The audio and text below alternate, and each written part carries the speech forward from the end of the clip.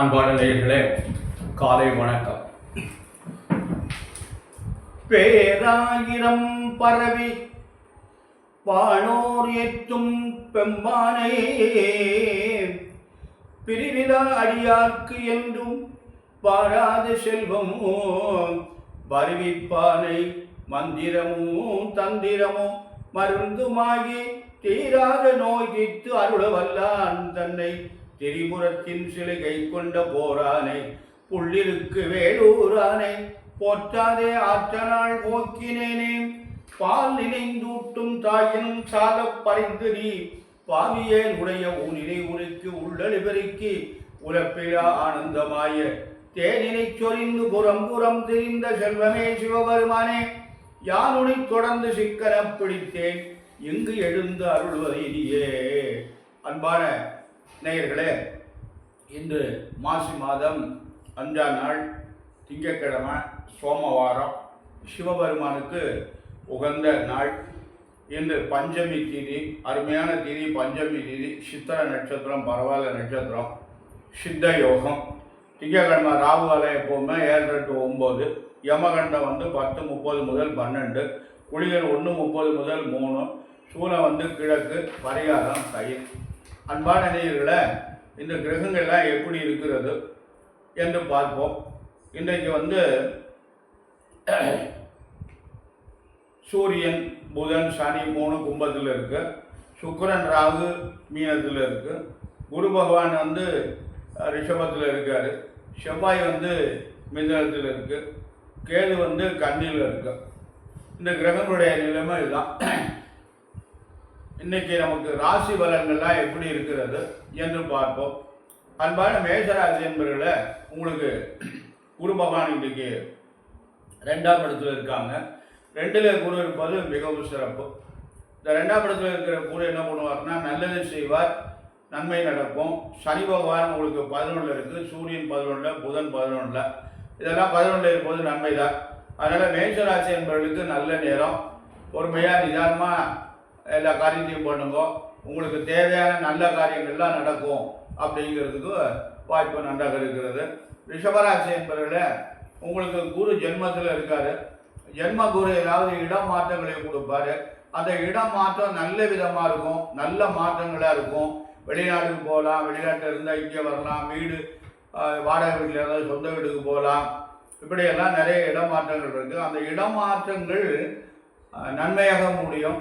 ஆனால் ஏதாவது பிரச்சனை ஏற்படுத்துறதுக்கு பார்க்கும். அதனால் பார்த்து கவனமாக நடந்து கொள்ளுங்கள். உங்களுக்கு சனி பகவானும் ராகு பகவானும் நல்ல இடத்துல இருக்காங்க. சனி 10ல் இருக்குது, ராகு 11ல் இருக்குது. நல்லதே நடக்கும், கவலைப்படாதீங்க. கவனமாக நடந்துங்களுக்காய அப்படிங்கிற அமைப்பு. மிதுன ராசி என்பவர்கள, உங்களுக்கு குரு பகவான் 12ஆம் இடத்துல இருக்கார். 12ஆம் இடத்துல குரு இருந்தால் தேவையற்ற விரயங்கள் நடக்கும். ஆனால் உங்களுக்கு 10ல் ராகு இருப்பது தொழிற்சாலம் நன்றாக இருக்கிறது. அதனால் வருமானங்கள் வரும், செலவு அதிகமாகும். நல்ல செலவுகளாக பண்ணுங்க. இடம் வாங்குங்க, வீடு கட்டுங்க, கல்யாணம் பண்ணது குழந்தைகள் இருந்தால் கல்யாணத்தை பண்ணி கொடுங்க. சித்திரை மாதம் 28ஆம் தேதி வரை இந்த நிலைமை.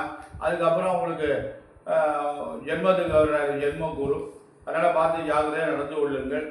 அன்பான கடகராசி என்பவர்கள, உங்களுக்கு குருபான் 11ஆம் இடத்துல லாபஸ்தானத்தில் இருக்கார், நல்ல இடத்துல இருக்கார். ஆனால் உங்களுக்கு மற்ற கிரகங்கள்லாம் ஒன்றும் பலமாக இல்லை, எந்த கிரகங்களும் உங்களுக்கு பலமாக இல்லை. ஆனால் குரு மட்டும் நல்ல நிலையில் இருக்கார். அன்பான கடகராசி என்பவர்கள, நீங்கள் எடுத்துக்காட்டாக இருப்பீங்க, சிறப்பாக இருப்பீங்க. உங்களுக்கு நல்லதெல்லாம் நடக்கும். நல்ல காரியங்கள்லாம் உங்களுக்கு தேவையான காரியங்களை பண்ணிக்கணும், அது தடை இல்லாமல் நடக்கும். சிம்மராசி என்பவர்கள, உங்களுக்கு கொஞ்சம் காரியங்கள் எதுவும் புதுசாக நடக்காது. கொஞ்சம் 10ல் குரு இருக்கார். அதனால் கெட்ட பேர்கள் ஏற்படும். அதனால் கவனமாக ஜாக்கிரதையாக நடந்து கொள்ளுங்கள். மேலதிகாரியெல்லாம் கொஞ்சம் கவனமாக நடந்து கொள்ளுங்கள். செய்கிற தொழிலில் வர்ற வாடிக்கையாளர்கிட்ட கவனமாக நடந்து கொள்ளுங்கள். யார்கிட்டையும் கோவப்படாதீங்க, பார்த்து ஜாக்கிரதையாக நடந்து கொள்ளுங்கள். ஏன்னா உங்களுக்கு எந்த கிரகமும் சரியாக இல்லை. அன்பான கன்னிராசி என்பவர்களை, குழப்பம் இல்லாமல் எந்த காரியத்தையும் செய்யுங்க. ஏன்னா உங்கள் ராசியில் கேது இருக்கார். அது உங்களுக்கு குழப்பி விடுவார், நல்லதை செய்ய விட மாட்டார். இருப்பினும் குரு பகவான் 9ஆம் இடத்துல இருக்கார், அது ஒரு பெரிய சிறப்பு. சனி பகவான் 6ல் இருக்கார். இது ரெண்டும் உங்களுக்கு அருமையான இணைவு. அதனால் கன்னிராசி என்பவர்களுக்கு சித்திரை மாத குரு பயிற்சி வரையும் நன்றாக இருக்கிறது. அதனால் பார்த்து ஜாக்கிரதையாக எந்த காரியத்தையும் செய்யுங்க, நல்லதே நடக்கும், நல்ல காரியங்கள் தான் நடக்கும். அன்பான துலா ராசி என்பவர்களை, உங்களுக்கு அட்டம குரு 8ஆம் இடத்துல குரு இருக்காரு. இவர் புதுசாக எதையும் செய்ய விட மாட்டார். புதிய முயற்சிகள் வேண்டாம், பண்ணாதீங்க. பழசு என்ன பண்ணிட்டு இருக்கீங்களோ அதை அப்படியே செய்யுங்க. அன்பான விருச்சிக ராசி என்பதில் உங்களுக்கு குரு பகவான் நல்ல இடத்துல இருக்கார், அருமையான இடத்துல இருக்காரு. அதனால் உங்களுக்கு நல்லதே நடக்கும். பொறுமையாக அவசரப்படாமல் நிதானமாக எந்த காரியத்தையும் செய்யுங்க. நல்ல காரியங்கள்லாம் என்னையா அப்படின்னு கேட்டிங்கன்னா, உங்களுக்கு தேவையான அவரவர்கள் வயதுக்கு தக்கபடி நல்ல காரியங்கள் நடைபெறும் அப்படின்னு அமைப்பு இருக்குது. அதனால் இது இந்த குருப்பெயர்ச்சி வரையும் நன்றாக இருக்கிறது, நல்லதே நடக்கும். தனுசு ராசி என்பதில் உங்களுக்கு குரு பகவான் 6ஆம் இடத்துல இருக்காரு. ஆரோக்கியத்தில் கவனமாக நடந்து கொள்ளுங்கள். உடல்நிலையில் ரொம்ப ஜாகிரதை. சனி பகவான் 3ல், ராகு பகவான் 4ல் இருக்காங்க. இது ரெண்டும் உங்களுக்கு நல்ல அருமையான அமைப்பு. அதனால் உங்களுக்கு நல்ல நேரம், நல்லது நடக்கும். உடல்நிலையில் மட்டும், ஆரோக்கியத்தில் மட்டும் கவனமாக நடந்துங்கள். அன்பான மகர ராசி என்பதில் குரு பகவான் உங்களுக்கு 5ல் இருக்காது. 7 சனி முடிய போகுது. ராகு பகவானும் சுக்கிரனும் 3ல் இருக்காங்க. சுக்கிரன் 3ல் மறைவு, ராகு 3ல் நல்ல இடத்துல இருக்கார். அதனால் அது உங்களுக்கு நல்லது. குரு பகவானுடைய 5ஆம் இடத்துல இருக்காரு, அதுவும் நல்லது. கவனமாக நடந்து கொள்ளுங்கள். 7 சனி முடியும் நேரம், முடியும் போகும்போது ஏதாவது கெடுதலை பண்ணிட்டு போயிடுவார். அதனால் பார்த்து ஜாகிரதையாக நடந்து கொள்ளுங்கள். ஏன்னா ஒரு 16 மாதம் 18 மாதங்கள் இருக்குது. ரொம்ப கவனமாக நிதானமாக நடந்து கொள்ளுங்கள். அன்பான கும்பராசி என்பதில் உங்களுக்கும் 7 நடந்துட்டு இருக்கு. அவர்கள் வயதுக்கு தக்கபடி முதல் சுற்று, 2வது சுற்று, 3வது சுற்று என்றெல்லாம் சொல்வார்கள். அதனால் பார்த்து ஜாகிரதையாக நடந்து கொள்ளுங்கள். அன்பான மீனராசி என்பவர்களை உங்களுக்கு குரு 3ஆம் இடத்துல இருக்கார். அடுத்து 4ஆம் இடத்துக்கு வர போகிறாரு. அதுவும் சரியில்லை. இதில் அது ஒரு 12, ஒரு 2, 14 மாதங்கள் உங்களுக்கு குரு பகவானுடைய அமைப்பு சரியில்லை. ஆனால் இப்போ குரு பகவானுடைய பார்வை நன்றாக இருக்குது. அடுத்த தொழில் சார்ந்த பார்க்குறார். அதனால் அவர் இருக்கிற இடம் சரியில்லாட்டாலும் அவருக்கு பார்க்குற இடம் நன்றாக இருக்குது. 10ஆம் இடத்தை பார்க்குறாரு. 10ஆம் இடத்தை பார்த்தா தொழில் நன்றாக இருக்கும் அப்படிங்கிற ஒரு அமைப்பு இருக்குது. அதனால் மகர ராசி, கும்பராசி, மீனராசி என்பவர்களை உங்களுக்கு 7 நடந்துட்டு இருக்கு. சனி பகவானுடைய வழிபாடு செய்யுங்கள், இறை வழிபாடு பண்ணுங்கள். அதனால் கோளறு திருப்பதிகம் பாராயணம் பண்ணுங்கள். சனிக்கிழமை தோறும் சனி பகவானுக்கு தீபம் ஏற்றுங்கள், எள்ளு தீபம் ஏற்றுங்கள், எள்ளு அன்னம் செய்து காக்காய்க்கு வையுங்கள். இதெல்லாம் செஞ்சுட்டு வாங்க, நல்லதே நடக்கும். அன்பான நேயர்களை, இந்த உங்களுக்கு நம்ம ஒவ்வொரு நாளும் ஒவ்வொரு நிகழ்ச்சிகளை நம்ம பதிவு செய்து வர்றோம். நம்ம இப்போ நேற்று அந்த திருக்குறளில் உள்ள பதிவுகளை பற்றி பார்த்தோம். இப்போ நாம் இன்றைக்கி என்ன செய்ய போகிறோம் அப்படின்னு கேட்டிங்கன்னா, நம்ம அந்த ஜாதகத்தை பற்றி இன்றைக்கி பேசுவோம். ஜாதகம் நம்மது எதுக்காக பார்க்கணும் அப்படின்னு ஒரு கேள்வி இருக்கிறது. நான் சொல்லித்தான் இருக்கேன், முன்னாடி பதிவு பண்ணியிருக்கேன். இருந்தாலும் திருப்பி பார்க்காத மக்கள்லாம் பார்ப்பாங்கல்ல, அதுக்குனால பதிவு பண்ணுறாங்க. ஜாதகம் பார்க்கறதுனால எதையும் நம்ம மாற்றி அமைச்சுப்பட முடியுமா அப்படின்னா முடியாது. அது அப்புறம் எதுக்காக ஜாதகம் பார்க்கறது, எதுக்காக பெரிய பெரிய ஜோடெல்லாம் இருக்காங்க அப்படின்னு சொன்னோம்னா, ஜாதகம் பார்க்கறதுனால ஜாதகம் என்பது வழித்துணையில் நண்பன் போன்று அப்படின்னு ஒரு பழமொழி உண்டு. ஜாதகம் பார்க்கறதுனால அடுத்து நமக்கு என்ன நடக்கும், அதுலேருந்து நாம் எப்படி வரலாம் அப்படிங்கிறத நாம் தெரிஞ்சுக்கிறதுக்காக தான் இந்த ஜோடத்தை நம்ம பார்க்குறது. அதனால் இப்போ நமக்கு என்ன தசை நடக்குது, என்ன ராசி பலன்கள் எப்படி இருக்குது, குருபலன் எப்படி இருக்குது, என்ன தசை நடக்குது, என்ன புத்தி நடக்குது, என்ன அந்தரம் நடக்குது, இதெல்லாம் நம்ம ஆய்வு செய்யணும். இதெல்லாம் நம்ம ஜாதகத்தை அரேஞ்ச் பண்ணி கரெக்டாக பார்த்தா தான் நமக்கு நல்லது தெரியும். ஆனால் இப்போ என்ன உலகத்தில் நடக்குது அப்படின்னா, ஜோசியத்தை போனால் பரிகாரம் பண்ணணும், அந்த தோஷம் இருக்குது, இந்த தோஷம் இருக்குது, அங்கே போ இங்கே போ அப்படின்லாம் சொல்லி நம்மளை அலக்கழிக்கிறாங்க. நிறைய செலவுகளை இழுத்து விடுறாங்க. அதுக்கப்புறம் அதெல்லாம் நடக்குதா அப்படின்னு சொன்னான். இப்போ இந்த கிராமத்துலேருந்து வர்றவங்க நம்மகிட்ட என்ன சொல்கிறாங்கன்னா, ஒரு கோயில் பாக்கியில் சாமி எல்லா கோயிலுக்கும் போயிட்டு வந்தோம், ராமேஸ்வரம் போயிட்டு வந்தோம், தேவிகுண்டம் போயிட்டு வந்தோம், திருநாகேஸ்வரம் போயிட்டு வந்தோம், எல்லா கோயிலுக்கும் போயிட்டு வந்தோம், ஆனால் இன்னும் கல்யாணம் ஆகலை, என்ன செய்கிறது அப்படின்னு கேட்குறாங்க. சரி, எல்லா சாமியும் போய் நம்ம போயிட்டு வந்தோம், ஏன் கல்யாணம் ஆகலை, திருமணஞ்சேரி போயிட்டு வந்துட்டோம் அப்படின்னா, அதில் இந்த தடையின்காக ஒரு கிரகம் இருக்கு. அந்த இடத்துல ஏதாவது அந்த திருமணம் சீக்கிரமாக நடக்க விடாமல் தடுக்கிறதுக்கு என்ன கிரகம் இருக்கோ அந்த கிரகம் நம்ம ஆய்வு செய்து அந்த கிரகத்துக்குரிய நாடுகளில் விரதம் இருந்து அந்த கிரகத்தினுடைய வழிபாடை நம்ம முறையாக நம்ம செஞ்சுட்டு வந்தோமையானால் நிச்சயமாக அந்த தடை விலகி திருமணம். அதுக்காக அங்கே போய் ராமேஸ்வரம் போய் கடலில் குளித்தாலோ தேவகுண்டத்தில் போய் குளித்தாலோ அதெல்லாம் நான் தவறுன்னு சொல்லலை. எது நமக்கு செய்யணுமோ அந்த பரிகாரத்தை முறையாக செய்யணும். அதை விட்டுட்டு நம்ம தேவையற்ற காரியங்களை பண்ணிக்கிட்டு இருந்தோம்னா நிச்சயமாக நமக்கு அது நடைபெறாது. ஆமாம், அது வாய்ப்பு தானே. நமக்கு இறைவனை போய் தரிசனம் பண்ணுறது, திருமணஞ்சேரி போனால் நல்லது, திருநாகேஸ்வரம் போகிறது நல்லது, தேவகுண்டா ராமேஸ்வரம் போகிறது நல்லது, திருக்காலாவதி போகிறது நல்லது. இதெல்லாம் நன்மை, நான் இல்லைன்னு சொல்லலை. கல்யாணத்துக்காக திருமணத்துக்காக நம்ம இதை செய்யறதுங்கிறது. இப்போ 7ஆம் இடத்துல ஒருத்தருக்கு செவ்வாய் இருக்குது. அந்த செவ்வாய் திருமணத்தை தடைப்படுது. அதுக்காக நீ என்ன பண்ணணும் அப்படின்னா, அதுக்காக திருநாகேஸ்வரம் போனால் கல்யாணம் ஆகிடுமா, தேவகுண்டம் போனால் கல்யாணம் ஆகிடுமா, ராமேஸ்வரம் போனால் கல்யாணம் ஆகாது. இந்த 7ஆம் இடத்துல இருக்கக்கூடிய செவ்வாய் நம்ம அந்த செவ்வாயை நம்ம கட்டுப்படுத்தணும். அவரை அதுலேருந்து நம்மளை தடைப்படாமல் இருக்கிறதுக்கு யாரை கட்டுப்படுத்தணும்னா முருகப்பெருமானை தான் நம்ம பிரார்த்தனை பண்ணிக்கிறோம். முருகப்பெருமான் தான் இதுக்கு வழிபாடு. அந்த முருகப்பெருமானை எந்த கோயிலில் போய் நம்ம தரிசனம் பண்ணணும் அப்படின்னா, திருமண கோலத்தோடு நமக்கு காட்சியில் இருந்து திருப்பரங்குன்றம்.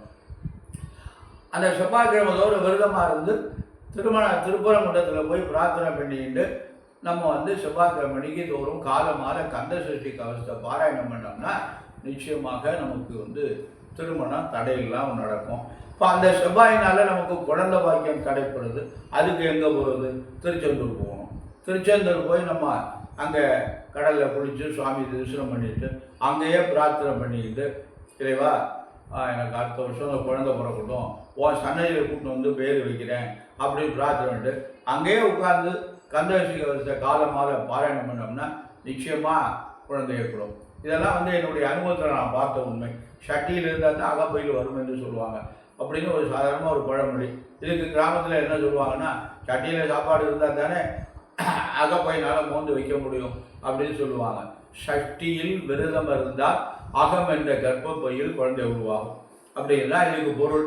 அதனால் நம்ம என்ன பண்ணுறோம்னா, அந்த முறையான நம்ம சில இதுகளை நம்ம பண்ணுறதில்ல. அதனால நமக்கு நிறைய அந்த மாதிரி தவறான ஒரு கருத்தையெல்லாம் செஞ்சிட்ருக்காங்க. அந்த மாதிரிலாம் இல்லாமல் நாம் எதனால நமக்கு இப்போ குழந்தை இருக்குது, இப்போ குழந்தை கிடைக்கல ஒருத்தருக்கு, அந்த குழந்தை கிடைக்கிறதுக்கு அவருக்கு என்ன காரணத்தினால என்ன கிரகத்தினால அவருக்கு தாமதமாகுது. குழந்தைக்காக அந்த ஜாதகத்தில் நிறைய கட்டங்களை நம்ம ஆய்வு செய்ய வேண்டியிருக்கு.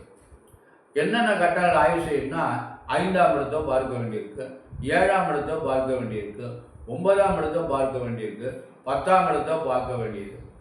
இந்த இடத்தெல்லாம் நம்ம அந்த குழந்தைக்காக பார்க்க வேண்டியும். புத்திரகாரகன் குரு எப்படி இருக்கான்னு பார்க்க வேண்டியிருக்கு.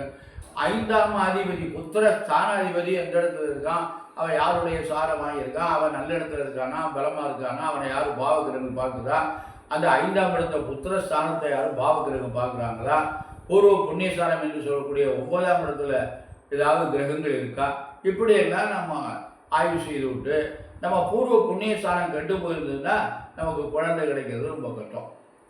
அதனால் நமக்கு 9ஆம் இடத்துல செவ்வாய் இருக்கான்னு வச்சுக்கோங்களேன், ஒருத்தருக்கு நிச்சயமாக அவங்களுக்கு சந்ததி ஏற்படுறது ரொம்ப கஷ்டம். அதுக்கு நமக்கு என்ன பண்ணணும் அப்படின்னா, அந்த பூர்வ புண்ணியங்கள் நமக்கு விலகுவதற்காக சில இடங்கள் இருக்குது. அந்த இடங்களுக்கு நம்ம போயிட்டு வந்தோம்னா நமக்கு நிச்சயமாக நல்ல பலன் உண்டு. அதுதான் நமக்கு அதனால் நடக்கிறது இல்லையா. அதனால் அந்த புத்திர காரகன் குரு எப்படி இருக்கார், புத்திர காரகன் குரு பலமாக இல்லை அப்படின்னா அவர் குழந்தை கொடுக்க மாட்டார். அதுலேயும் புத்திர காரகன் குரு 6, 8, 12 இருந்தாலும் நிச்சயமாக ஆண் குழந்தை இருக்காது, பெண் குழந்தை இருக்கும். அப்படிலாம் ஒரு கணக்கு. குழந்தை இருக்கும் ஆனால் ஆண் குழந்தை இருக்காது. அப்படிலாம் ஒரு பொருளாதாரமே அவர்கிட்ட மிஞ்சாது, எவ்வளவு சம்பாதிச்சாலும் ஓட்டையாண்டியாக தான் இருப்பார். அப்படிலாம் ஒரு கணக்குகள் இருக்குது. இதெல்லாம் நம்ம ஜாதகத்தில் ஆய்வு செய்யணும்.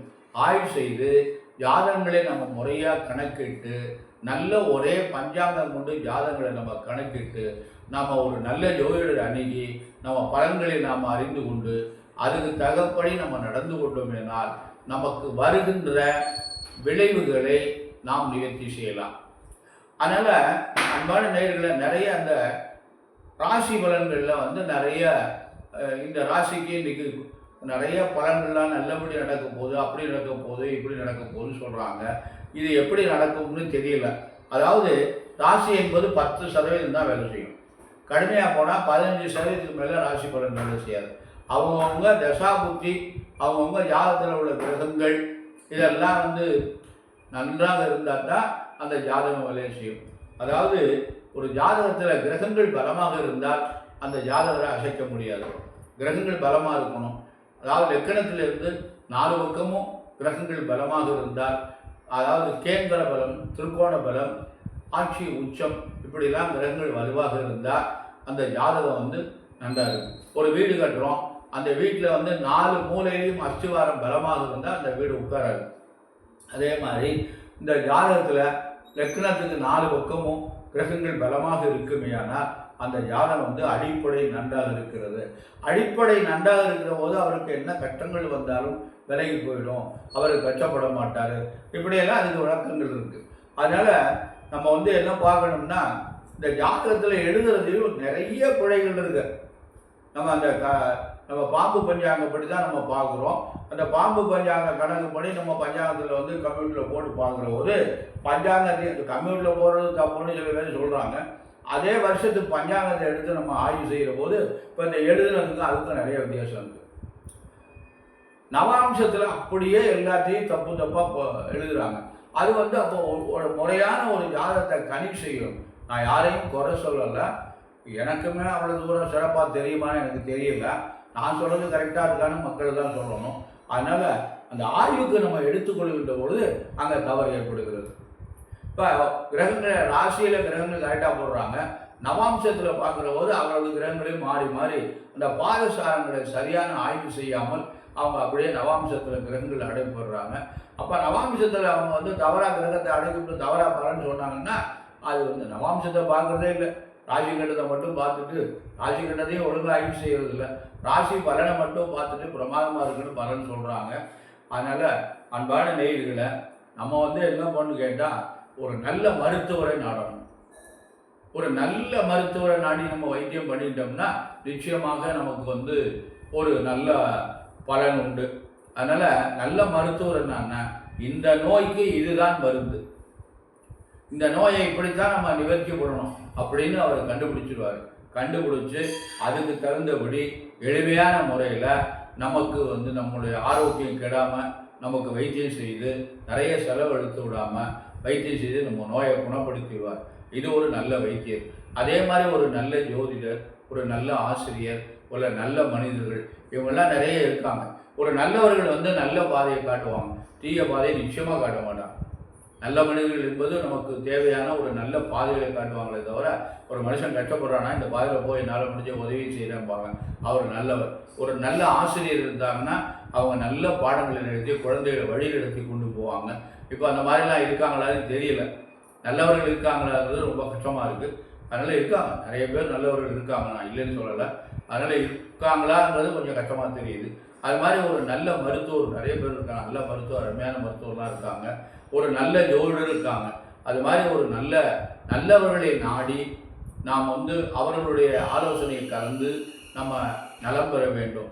அதனால் நம்ம தவறான பாதையில் போய் நம்ம வந்து தவறான பலன்களை அடைந்தோம்னா வாழ்க்கையில் நம்ம முன்னேறுவது கஷ்டம். ஜோதிடம் பார்க்கறதுனால் நம்ம வாழ்க்கையை மாற்றி அமைச்சுவிட முடியுமா அப்படிங்கிறது ரொம்ப சொல்றதுக்கு வாய்ப்பு இல்லை. அவரவருக்கு உள்ள ஆயுசு, பொன், பொருள், வித்தை, செல்வம், எழில், மரணங்கள் 7 தவமுடை பிரம்மதேவன் கை தொடங்கி சிவனுடைய அருளினாலே கர்ப்பத்தில் நிச்சயத்தான். இது நீதி சாரங்கிற ஒரு நூலில் தத்துவ நிதி அப்படின்னு இருக்கு. அதில் கிருஷ்ணதேவா மகாராஜ் அனுபவத்தில் அந்த காலத்தில் எழுதியிருக்காரு, பெரிய ஜோட வித்வான். அவர் வந்து தஞ்சை சரஸ்வதி மகாலில் அந்த ஏட்டில் இருந்து எடுத்து வெளியிட்டிருக்காங்க. அந்த நூலில் வந்து இந்த கவி இருக்கிறது. அவரவருக்கு உள்ள ஆயுசு, பொன், பொருள், வித்தை, செல்வம், எழில், மரணங்கள் 7 தவமுறை பிரம்மதேவன் கை தொடங்கி சிவனுடைய அருளினாலே கர்ப்பத்தில் நிச்சயித்தார். அதனால் நம்முடைய அன்னையினுடைய கருவறையிலே நமக்கு நிர்ணயிக்கப்பட்டது, அதை மாற்ற யாராலையும் முடியாது அப்படின்னு சொல்லியிருக்காங்க. அதனால் அன்பான நேயர்களே, நல்லவர்களை நாடி நலம் பெற்று நாம் பல்லாண்டு வாழ எல்லாம் உள்ள இறைவனை எம்பெருமானையும் வள்ளல் பெருமான் முருகனையும் பிரார்த்தனை செய்து நிறைவு செய்கிறேன். நன்றி, வணக்கம்.